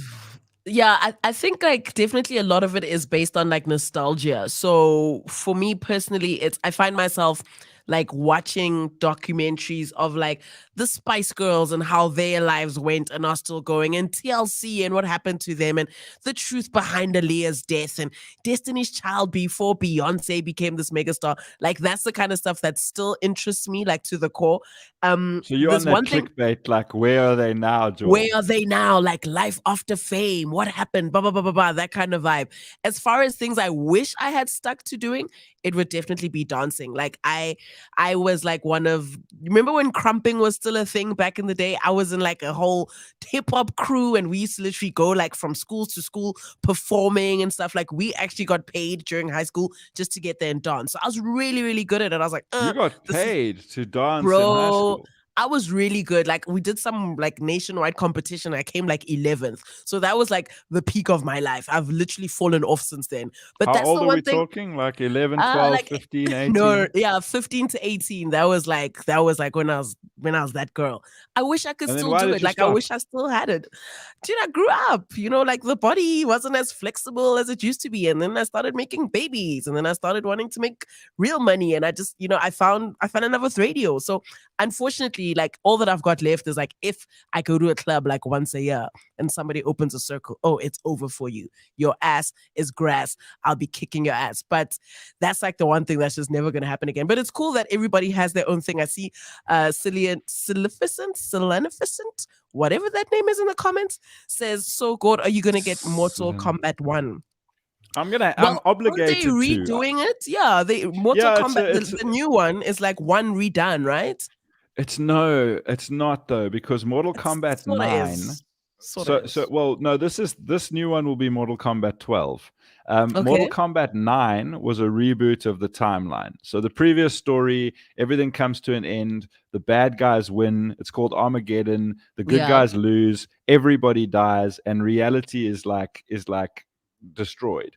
And in a final act, before he's defeated by Shao Kahn, Raiden, leader of the good guys, it's changed now since the last one, but at the time, leader of the good guys sends back a message back in time to his former self that like he's got to not do a bunch of mistakes. So Mortal Kombat 9 was a remake of the first 3 games. They rebooted it.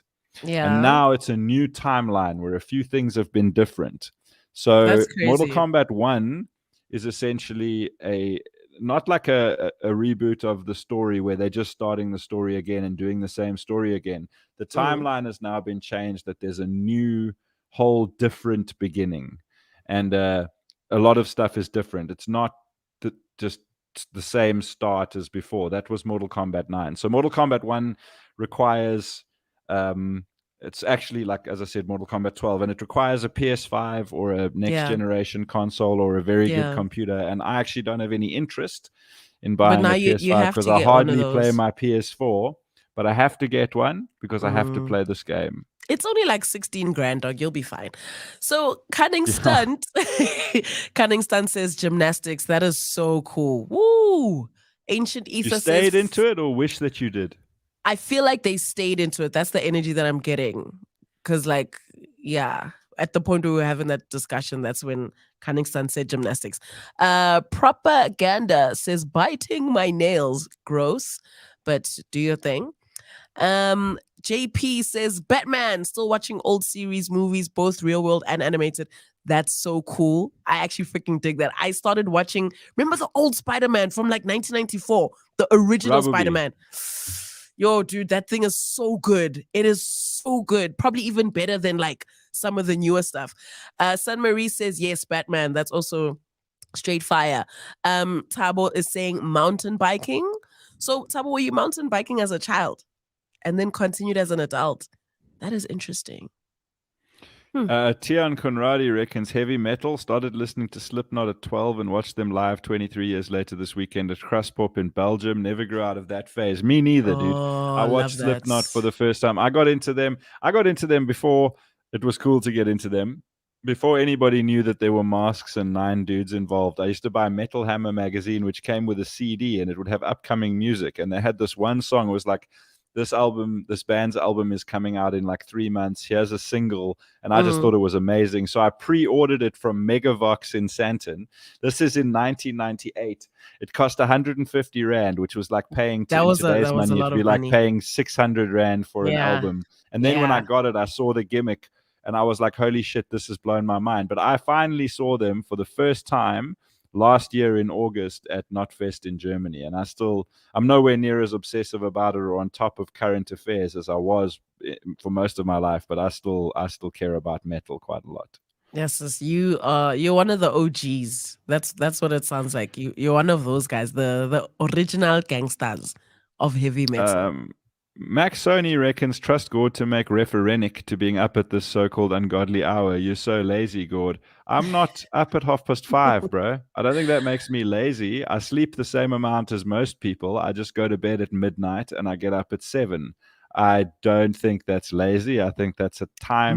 Midnight is late, bro. Like that's late to be sleeping. As an adult. As an adult, you should be in bed by 9. I climb in at 11 and I tend to take half an hour to 45 minutes odd to go to sleep if I'm lucky. So, if you're going to bed at 9, then waking up at 5 is, I think if I was sleeping 14 hours, it would be a different story, but I don't get up at 5:30. Soz lol, bro. You probably have kids. That's probably why you need to get up so early to get them off to school and then get to work. I just need to get to work. Stop hating on people with kids. Cunning Stunt is saying yes. A 41-year-old gymnast. That is super impressive. Tabo is saying yes. I had my first mountain bike when I was 11 or 12.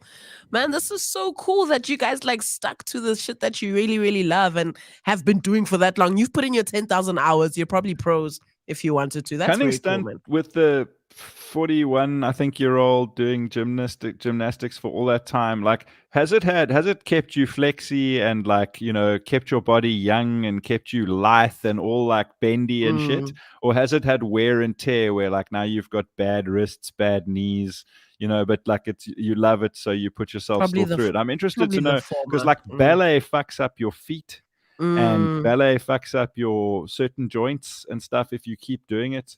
But like also probably keeps you quite fit and bendy. Like I'm wondering if taking gymnastics seriously keeps you young or grinds your body a little bit. What are the consequences or something like that? I've always like admired people that like fell in love with a certain sport when they were young and then they just like stuck with it. And even if they didn't like do it in a pro way or took it to the top and joined like some crazy ass leagues, but they just continued doing the sports out of like sheer enjoyment and passion. I've always been like, that's really cool and kudos to y'all. Because as you grow older, like you just get like busier and busier and there's maybe less interest in those kinds of things. So if you have that as a passion and like every weekend, me and the homies are just gonna go play tennis for 2 hours every weekend just because we love it, I think that's really cool. That's dope. Yeah, my thing was rollerblading, but like I was out of it for more than 20 years. So from age 10 till age 17, and in childhood years, 7 years is like 4 decades. If you standard 3 class 5, right? Standard 3 class 5, you start taking the thing seriously and you do it standard until 3 again? Standard class 5. 3. Yeah, so grade 5. Yeah. Okay. So that's what I'm saying. Like, depending on how old you are, standard 3 / grade 5, class 5, all the way through to matric. That's like your whole life. That feels like half your life. But my friends were so good at it that I couldn't keep up. Like I always thought I was a shit rollerblader, but actually I was the worst rollerblader out of a crew of like world class dudes that were going overseas to compete when rollerblading was big. Okay. And I just got interested in other things. I got a girlfriend and I just kind of, it passed me by, like the way that dancing did for you. I wasn't the best. And my friends also, like, it used to be about rollerblading around. They would go and like break into a building at 2 a.m. so that they could like grind a handrail. There wasn't skating around anymore. So if you couldn't hang, it was boring. So then I got so overweight that I couldn't skate anymore. And I even couldn't get skates onto my feet. And I promised myself that if I ever did manage to, was able to skate again, I would skate again. And I picked Yo, you see what happens? That network in Cape Town, it's tricky, man. It's tricky. Being Cape Townian comes with a lot of Seems work. like Okay. it's coming back. Oh, are I'm you back? back.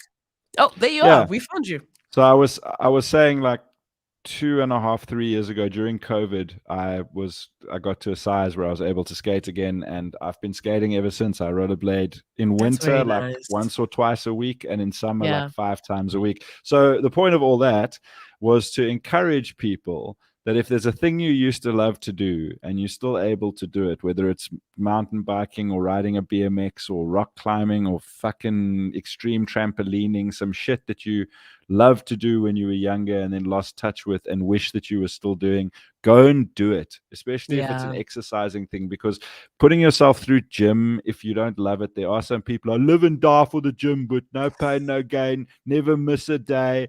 Like there are people that love gymming, but a lot of people just go there because they feel like they have to exercise. Yeah, that pressure. Find some shit like your dance class, like your BMX, like your skateboard, and you don't have to take it as seriously as when you were young and it was life and death, and just go and do that thing, that physical activity thing, because it's so good for you and it makes you fucking happy.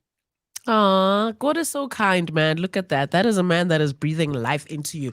God, I need to do this because there's been a couple of comments that I cannot ignore. In fact, I've counted, there's officially been 3 questions in the comment section that have all been about your newfound love. Now, everybody wants to know about your girlfriend. God, you got to keep us in the loop. Who is she? Where did you guys meet? When is the wedding? Can we come? No pressure. But yeah, you seem very happy, dude. And we love that for you. Tell us some more. I mean, must be people watching my social media. I've done like 1 or 2, in fact, 2 posts where the 2 of us have been, I've outed us. Watch all, God. I will say her first name in the interest of privacy. Her name's Jane. She is magnificent and she lives in Cape Town. She and I used to know each other like ish. We knew of each other and we were like acquaintances, not like besties, but we saw each other around. We're both very involved in the drum and bass scene in the 2000s. Sure. I still, and into the early 2010s, I still am. So she used to be able to jawl hard like I used to jawl hard, and now neither of us do. She and I lost touch. She was involved in a long relationship that didn't pan out, and then I just saw towards the beginning of the year that she'd moved to Cape Town and was getting settled here, and I was like, hey, look, let's hang out. One of the downsides of Cape Town is you never get to see any of your friends. If you don't have friends here, you can't make new ones, and if you do have friends here, you can't see them. Yeah, so I was like, hey, let's hang out. Let's hang out. And I'm like, damn, she fine. She was fine before, but she more fine now. No, she more fine now. Yeah, she really did get more fine. She was fine, and then she got more fine. And so we took it really slowly, but it's been going for a few months now. And I said, like and hey, people asked. So before anyone gets like, shut up, Gord, who cares about your life? You asked. I say, like, if you head north and you go slowly, you'll still eventually get to Zimbabwe, right? Like, okay, bad example. I don't want to like describe my relationship as getting to Zimbabwe. I'm just saying we went slowly, and eventually you slowly get somewhere. So yeah. I've got an actual girlfriend. It's new. Trying not to make too big of a thing about it, but yeah, I haven't had a like actual formal proper Facebook official girlfriend for 5 years. Do people I've seen some people and I've dated some people, like but the no whole one thing that of I've like been changing your relationship status. I mean, I use Facebook.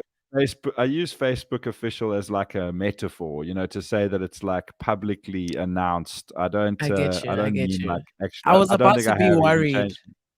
Yeah, I haven't actually done my Facebook status thing now. I just mean where it's like you introduce yourself as like, this is my girlfriend, as opposed to like someone I'm seeing. Yeah. Has she met like, the important people? Because once she meets the important people, then you've done it. Then you've done the Facebook. Yeah, I've met in this last month or so, I've been meeting her important people because there's more of them in Cape Town. She's going to be meeting my big brother this week. That's that's amazing, the pressure that you feel, because when I was meeting the close friends, and I'm meeting her parents in this like next week, and I'm like nervous and I want them to like me so much, and she's like, don't worry about it, like really it's gonna nothing, love like you. please don't stress, it's just be yourself.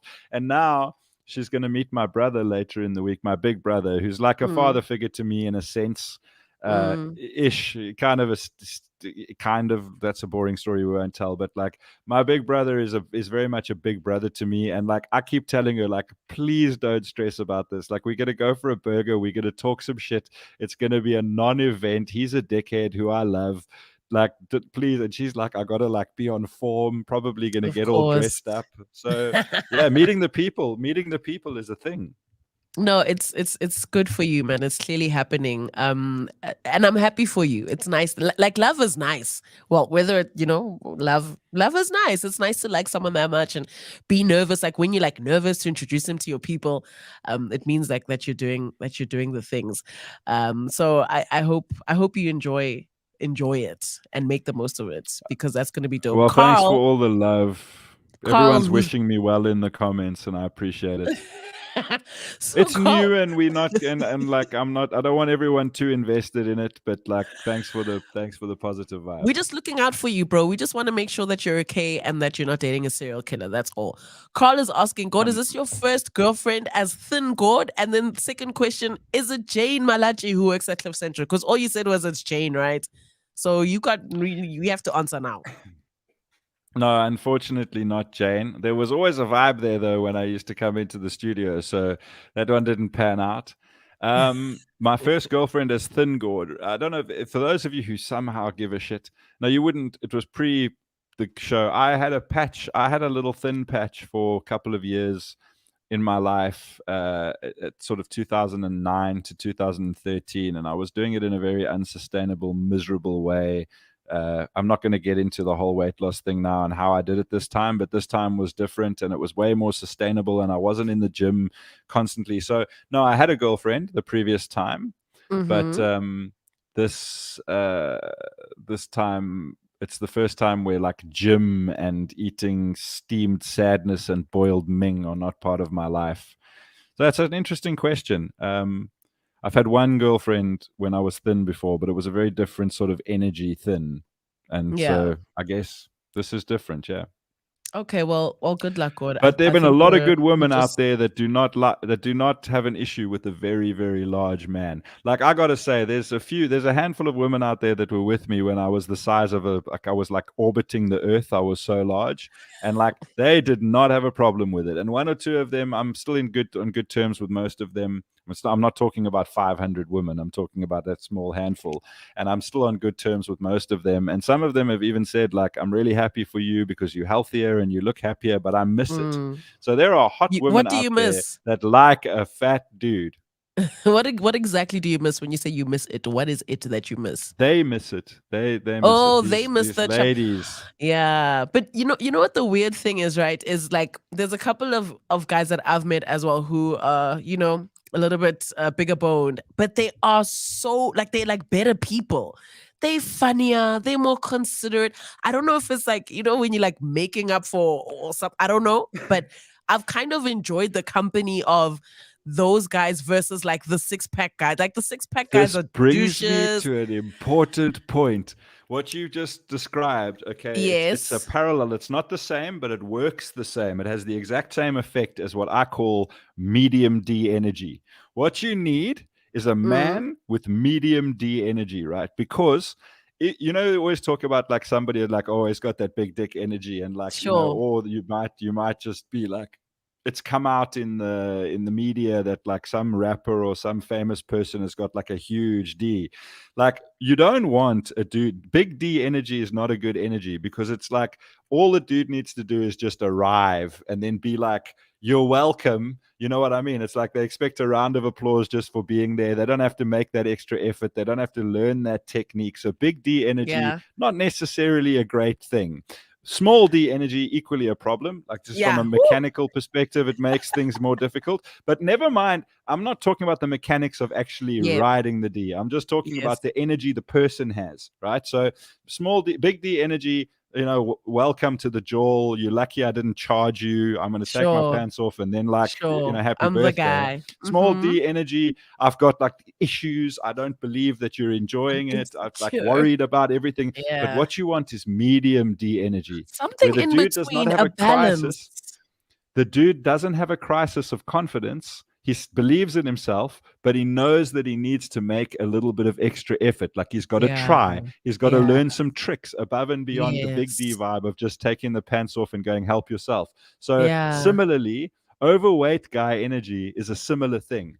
Like, you know that you can perform in the bedroom, but you acknowledge that you're lucky to have the girl there because she could be off with some dude with abs and biceps and shit, and she's not. So you will make put in the that extra effort. The effort, yes. I think middle D energy is definitely a term that I'm willing to explore because that's the place where you want to be as a guy. And I think women just generally, in the long run, that seems like a better investment than either or.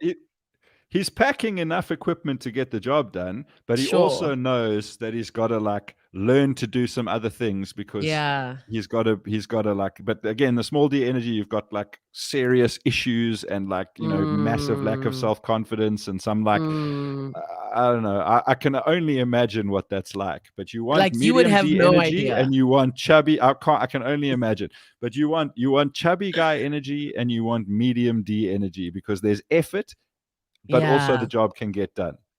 But also it kind of gets like sucky when a guy goes from chubby guy energy, maybe also medium D to I'm no longer chubby guy. Now I'm like 6-pack guy. I've been eating well. I'm on a keto diet. And now I've been in the gym shooting. Yeah. I don't have a 6-pack though because I got loose skin hiding it, but I'm in good shape otherwise. But what I mean is there's those guys that literally go quite the opposite. They go from that guy that you kind of like cool with, that medium D vibe, to suddenly all the way, I'm just a douchebag. I suck. I'm actually not that great. And it's all got into my head because I'm thin now. Those guys are so terrible. When I mentioned I had that patch of being in good shape, like really good shape, like gym shape. I was fat, like very overweight. And I know now apparently it's not politically correct to say fat, but when you've weighed 220 kilos and spent most of your life morbidly obese, I think you can say what the fuck you want. I think it's fine. Yeah, Gareth says it every week. It's okay. I've been very overweight for most of my life. And there was a patch of 3 or 4 years, 2009-ish till 2013-ish, where I was in good shape. But it was like all gym, all like super hectic pressure, eating miserable food, not the way that I've done it now. And like during that time, the energy like was stressful. Like it was like I would be in the best shape I've ever been, like 90 kilos of pure muscle. And if I was like, I weighed in half a kilo heavy because there was some water in my system on my weekly weigh-in, it would like fuck me up for the whole week. Now I don't weigh myself. I just live my life, but I have not turned into a douchebag about it. You haven't, because I still have this like try harder. I'm grateful to be here attitude when it comes to romance and stuff. I'm still, and I don't know if it's just part of my nature or if it comes from having been very overweight for most of my life, almost all of my life. But like that medium D chubby guy energy, like it's with me regardless of what shape I'm in. Sure, I like that for you. I appreciate having a woman give me the time of day, and God, if I'm lucky, take her clothes off voluntarily in front of me. So you got to try. You can't just take that shit for granted. Sure. Now, I think team medium D energy is definitely a vibe. Probably even the name of today's today's podcast, Ryan. Take notes. Medium D energy. Medium D energy, here for it. All right, cool. So I'm very excited to have our guest on the show this morning. She is a freaking powerhouse. She's a self-driven performing professional with extensive experience in the financial and payment services industry. She's got a master's degree in information and communications technology from UNISA, as well as a bachelor's degree in IT and web development. So by profession, she's a woman in IT, but that's not the reason why she's on the show today. She's actually the CEO and founder of Nilotica, which is a natural and organic hair care product solution to dry, brittle hair. Created by a Black woman for Black women to nurture, protect, and care for their kinks and coils. A proudly South African brand where rich, nourishing, and moisturizing ingredients are sourced from South Africa and Africa. Thokozile Mangwiro, welcome to the Gareth Cliff Show. Morning. How are you? Morning. How you doing? Yo, you look so nice. Gord, you. this is Thokozile, this is Gord, and everybody listening at home. Nice to meet you. Nice Yeah, to so meet you. Thokozile, I mean, sure, we've been meaning to speak to you for a while, but how do you go from a profession in IT to hair care products? I mean, that's like worlds apart, and that's like 8 years of corporate experience and everything you studied to just suddenly not doing any of that anymore. How did that happen? I was tired, Lebang. Kidding. So let me just tell you, I come from a background of education. You know, grandparents are teachers and principal, mother a teacher. So everybody was all about education. Get your education, go to school, go to work, and somehow Yeah. you get rich. Yeah. You know, and that was always the path. And so Nilotica was more of a calling. I call it a calling only because it's born out of frustration. I had Ooh. quite long dreadlocks. I started my dreadlocks right after high school. I was excited to have natural hair, started growing my natural hair out, and quickly realized how dry natural hair gets. And so whatever product or raw ingredients that I used for all that time just didn't work. It sit on top of the hair. I tried all the raw ingredients like shea butter or coconut oil, and that didn't work. And in 2014, just decided to do research and just dig to find something that would work for my hair. And I used to stalk the shelves in retail and see that nothing was created for my type of hair. And so 2014 found a formulator, started creating product that would penetrate the hair, moisturize my hair, and keep it moisturized for a lengthy time. And it took 2 years of testing, just trying to get the right product. In 2016, launched Nilotica. And I was still, the idea was still to go retail, the idea was still to go corporate, focus on my corporate work.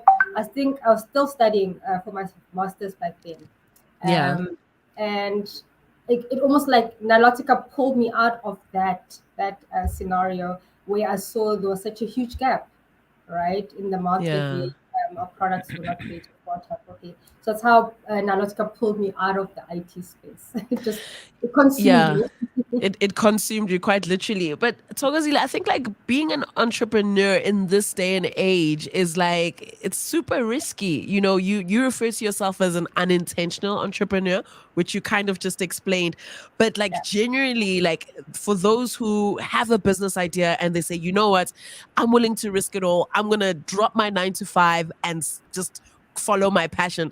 Not a lot of people make it. What do you think worked for you that Nilotica has successfully continued and is now in the shelves, the very shelves that you once dreamed of seeing your product in? Right. So the term unintentional entrepreneur really comes from an article back in the day when I was just starting and telling my story. And the article said, Thokozile Manguiro, the unintentional entrepreneur. And I thought that's right, because I never even thought, I didn't even have a thought of creating a business and growing it and so on.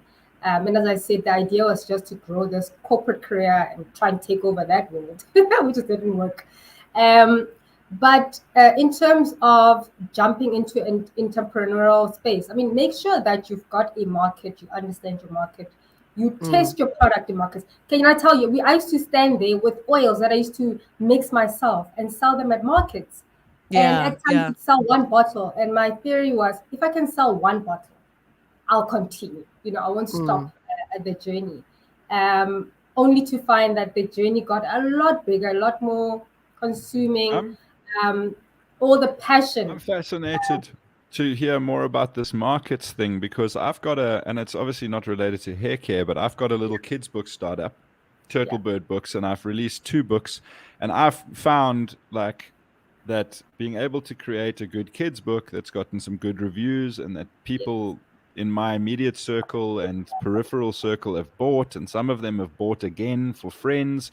It's like I've got no negative feedback on the product, only good feedback, but actually getting it into the attention. So creating a good product that I believe in has not been the hard part. Getting it into the awareness of people outside of people I already know. We've had some support from the show, and that got us a few sales, and people I know and people they know, but getting into stores and getting into the attention, getting distribution, and like I've put some money into Instagram and Facebook marketing. Like, how have you taken this thing that you were selling at what sounds like an actual physical market, and gotten it what sounds like widespread distribution? That's fascinating to me. Keyword sounds like it's still something I'm working on. Brand awareness is absolutely everything, right? It's knocking on the doors daily, God. It's the as I said, it's the passion of making sure that you've created a beautiful product. So I always say, because of my IT background, I focused on a product that really works. When you use Nilotica, you use it, you put in your hair, you can actually feel it work almost instantly. But to get this product into as many hands as possible is almost like a daily chore. And so it's literally knocking on doors every single day. And some of the doors like lock you out, and some of them really let you through to places that you could never imagine. And so it's about just that. So where is it available now? How are you getting it into the minds and hands and onto the hair of people that don't know you personally, that have never heard of you personally? I think, first of all, you create a product for people you don't know. And therefore, you need to reach out through social media. It's a powerful, powerful tool. And that's how we started. We used a lot of Twitter ads and a lot of Instagram ads, and communicated through Facebook. I remember back in the day, I don't even understand Facebook now. But back in the day, we sat on Facebook every day and we spoke to people and we showcased our product. And as people use them, the reviews are brilliant. As you say, you'll never get negative reviews, but the wider your circle opens, the more input your customer gives you, and you're communicating with them instantly. They're right there with you. And that's how you grow your brand. So we've just launched a new range, Ellen Evo. Some people might say, your Shea and Cocoa collection is not too heavy. I need a heavier product, or it's too heavy for my hair. I need a lighter product. And so when you create, we started off with 4 products, and now we've got 15 products plus an extra 4. So it's about just creating product for your customer, listening to what they need, what's on trend, walking that path with the customer. And where can people get your product? So we are available you're now in stores, in Clicks nationwide, in Dis-Chem, in your Pick and Pays, launching in Spa in a couple of weeks. That's crazy. A lot. And still knocking on the same doors, and still same story. Same story. Getting as many products as you can in as many hands as you can, because I really think Nilotica is such a beautiful, beautiful hair care product, really nourishing and beautiful for the hair. So Thokozile, I'm seeing a comment from Mortaling Away saying, wow, I didn't know Nilotica was a South African product. I'll try it out. Like that kind of, that speaks to, the idea of the constant knocking. Like I know so many entrepreneurs who have, just like Gord, who have great ideas and go into market, but where they get stuck is the knocking on doors, because the likes that you've mentioned, all these big outlets are almost purposefully not trying to let you come in, because they already have their people that they have put aside those positions for. On that shelf where there's natural hair care, on that shelf where there's kids' books, there's already people that have those positions. So I guess what I want to know is, how did you keep the knocking? Because after knocking like 100 times and everybody says no, you kind of start feeling like, what, let me just stop. I tried. This isn't meant to be. Let me go back to my 9 to 5. To Lebang's point, like, do you find that in these retailers, like similar, you've obviously gotten into Clicks and you've gotten into those stores, but like there's other ones that are similar where there are layers of people hired. So somebody has the decision whether or not to stock your product. There's a person who gets to say yes or no and sign the form, but there's 4 people beneath them whose whole job is to prevent a product getting in their hands so that they can decide. Because I found with us, like, if people had said to us, no, thank you, we've had a look at your product, good luck, but it's not for us, that would be fine. But we can't get it into the decision makers' hands. They are guarded by people they employ to prevent them from seeing it. And you don't even get a mail back saying, thank you, we've got it, we'll get back to you, or thank you, it's not for us. They don't even answer your mail as to like, where can I send it?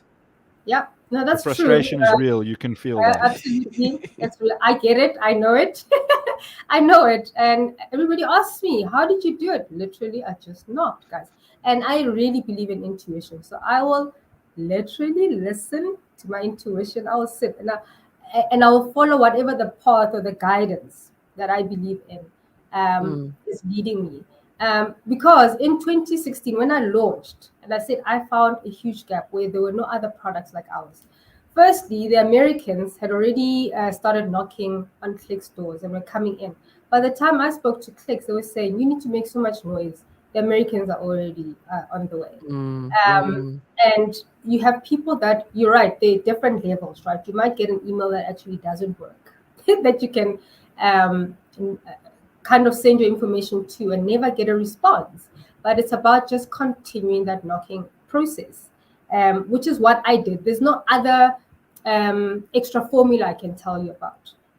It's about just talking about your product as much as possible, asking people where else can, and also being creative. It takes a lot where you can put your book on and say, my book is available and take a lot.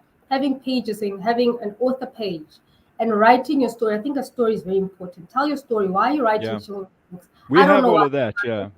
I don't know why I have to buy your book. Tell me why I have to buy your book. And that's what people do. Why is Nautica special? Why are the American products more? Our products are actually of such high quality. We get feedback that we're better quality than your, I won't say the names, on the shelves, right? Yeah. Lest I get sued.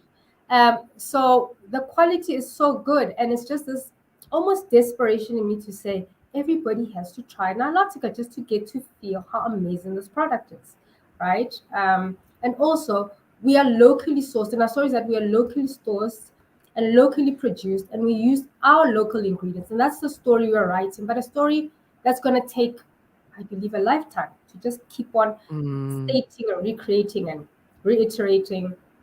But I understand the frustration. Yeah. But it's about just being innovative. Just keep on. We started on Shopify. I started selling product on Shopify and using Facebook. That's how I started. I didn't approach retail. Only when I saw. How long is this journey?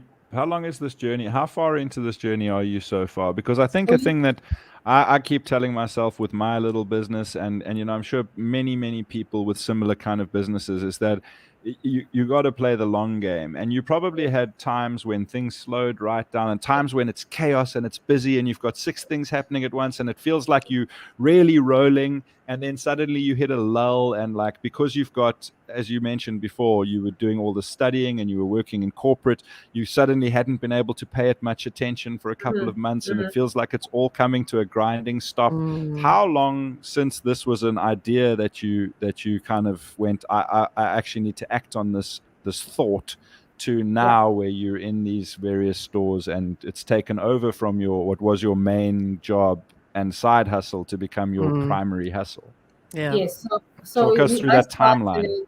Yeah. So the creation, the testing, and the formulation of the product started 2014, where it was research first, buying the raw ingredients, testing 9 them, years, okay.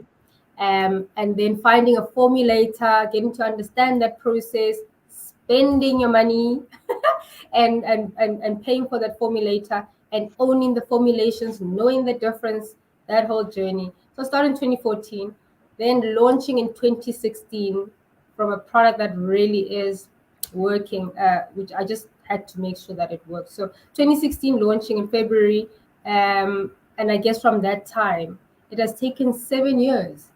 And if you ask me today, is it easy?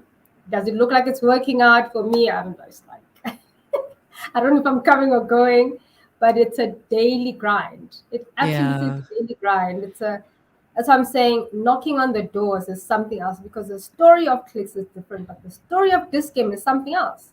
When I'm ready to tell that story, I might shed a few tears, but it's like that. It's like Pick and Pay was different. This game was different. And still that persistence and If you read the emails that are sent Getting to a them, message from this. hilarious now, but it wasn't funny then when they were saying no. Yeah, yeah. I'm getting a message from this that you're gonna need, like they talk about the hockey stick, right? It goes down and then it goes up, but then it continues going up. Like Sure. it sounds like you had at least 2 years where you were only putting in and not getting much out. And it's easy at that phase to just give up, right? That's the point where it's like, oh, Yeah. I'm spilling all this money, let me just kind of stop. But it takes an extra special person to continue just like keeping on to keep on. I've got a comment from Usnai in the comments, and she's asking, Thokozile, have you done research on different hair types? Because when I was living abroad, I noticed that West African women had 4C hair, like most of us South African women, but their hair grows very long and thick. She's asking, how is it any different from our hair where growth is concerned? Yeah, so I mean, it's about environment and your climates. So if you do travel to West African countries and you're just there for 2 days, already your skin clears, the humidity, that impacts your hair growth. What they eat is very different to what we eat. So all of that impacts how hair grows, how skin grows.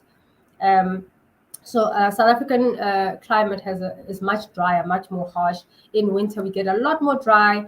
We need heavier moisture in our hair, in our skin. So that would be the huge difference. And sometimes products are created for that type of hair in that type of environment. And that's why you'll find that international products may come in and not really work for our type of hair. They don't work, yeah. It wasn't formulated for our type of hair. Yeah. It's different, it's genes, it's just the environment is the biggest thing that we found impacts hair types and how our hair grows out the scalp. Yeah. Speaking of hair types, Thokozile, I think 2 days ago, Shaka Ilembe aired on TV across the country. I mean, this is obviously, it's been trending for a couple of reasons. And obviously the show was set in the 1800s.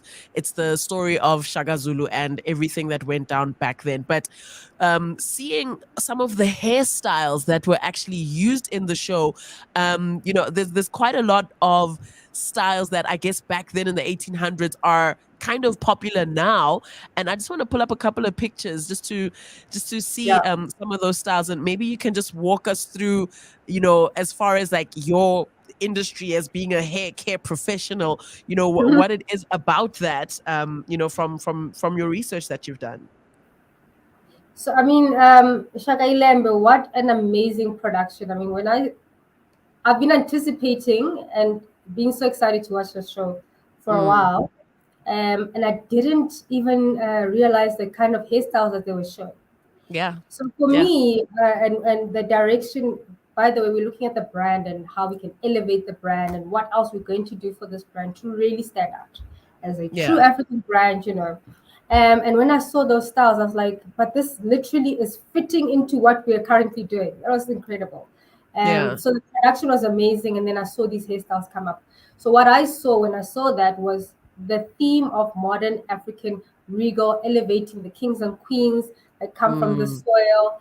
And it's a trend now. If you look at the styles that are now being created, it's all about self-expression of hair type. And our hair is very versatile. So natural hair is very versatile. I spoke about having long dreadlocks to my thighs, and now I've got braids in, and now I've got curls underneath. Our hair is very versatile. And so I think I wish I had versatile hair. You do, right? Right in the front.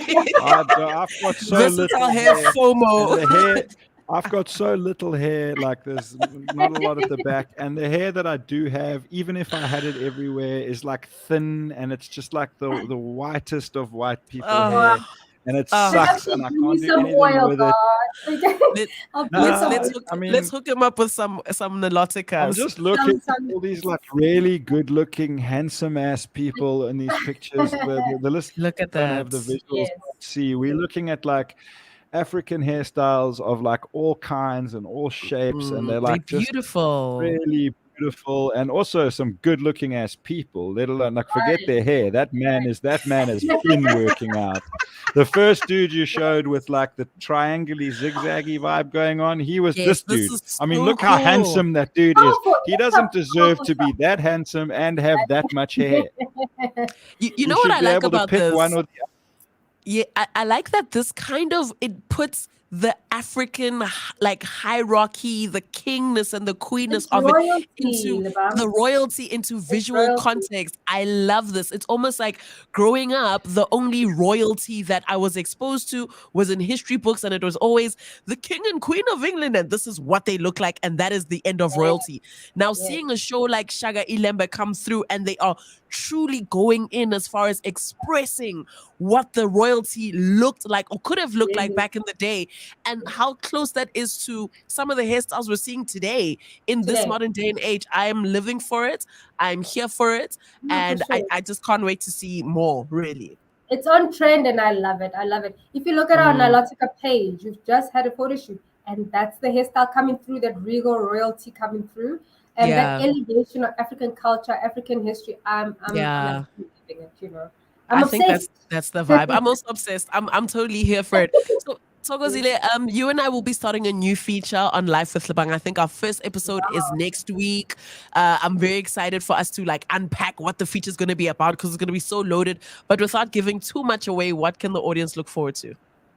I think it's going to be such an exciting, multi-layered series that we're going to create.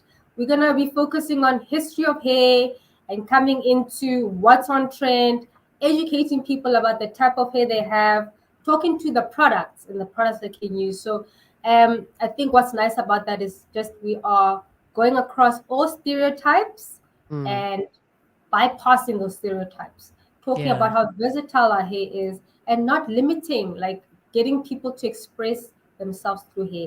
And I think we saw that in Shaka Ilembe, we're seeing that in trend now, and hopefully bringing that through the brand as well. I'm excited to have the series. Yeah. Okay, awesome. That's going to be great. Tokozile Manguiro, where can our audience reach you online? Where can we support you and get the Nilotica brand if that is what we want to do? Yeah, so we are on at Nilotica across all platforms. My handle is at HeyTogo on Twitter and Instagram. And then we're in the big retails, as I said, in your Pick and Pay, Dis-Game, and Clicks. We just launched the Elon Evo in Dis-Game. It looks beautiful. Please try it. You'll love it. Yeah. Gareth is going to buy the oil and massage it into his scalp there.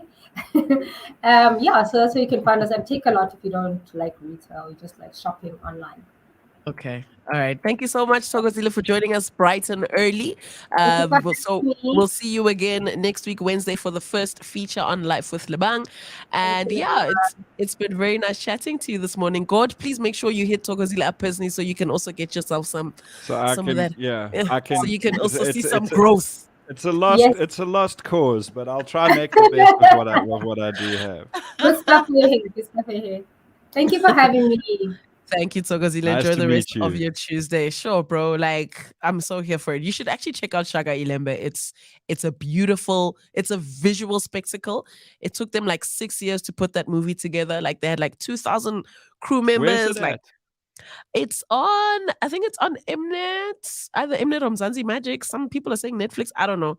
I was at the screening, Yeah, so I need to find it because find it and watch it. I don't have all of the platforms, but I have some of the platforms. You know, we never did get to this freestyle.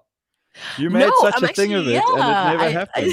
I did. So I'm looking at the poll. We put a poll up at the beginning of the show asking whether we should end off the show with a cipher. And 60% of people said yes. 32% of people said hell to the no. So I guess we don't have a choice but to do it, is what it seems like. Sorry, Gord. We're dropping some bars. I don't know how. I think we have to. I don't know how Ryan feels about giving us a beat. Will we be allowed to do it to a beat? We don't have time. We got 1 minute. Okay, so what should I beatbox? I'll drop a minute of bars. Okay, cool. No, try this.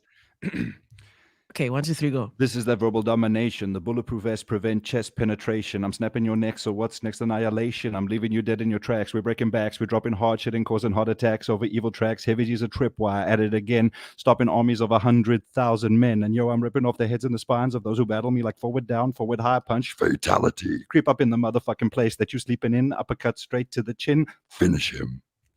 Whoa. Mic dropped. I'm not even going to try and compete with that. Oh, drop God us just a had these bar. bars. God just had these bars like in his backpack, ready to go. And I'm here for I've got a cover version, which will drop now. Tell me if you That's recognize this. exciting. Okay, let's hear this. Let's hear this. Dashing and daring, courageous and caring and faithful and friendly with stories to share. Out through the forest they sing out in chorus, they're marching along as their song fills the air. Gummy bears bounce, but gummy bears bounce, but bounce in here and there and everywhere. Bounce is the gummy bears bounce, but gummy bears bounce, but bounce in here and there and everywhere. Bounce. Gummy bears bounce, bounce. I don't know. I was gonna say M, but I would know if it was M. The flow sounded like M, but it's not. Who was that? No, that's a cover of the theme song to the Gummy Bears TV show from the 80s. Wow, would you look at that? Ladies and gentlemen, there you have it. Mr. Gord, aka I write kids for books because MC that's what I love to do, aka MC, aka MC what's your Heavy rap G. name? I've been MC rhyming. I've been Heavy G. rhyming on drum and bass live and battling since 2000, and I stay in that underground tip. And you can catch me at drum and bass shows. So it's like a We here for subgenre that. of a subgenre, but that's We here actual for that. freestyling off the top. So please, We are please here do for that. And recognize. you've never fallen off. You've never fallen off, it seems. JHB God, Underground. we here for you, my boy. We here for you. And to everybody at home listening, thank you so much for joining us. 2 hours has just flown by just like that. It is the Gareth Cliff Show. We need to My do name is- more of this.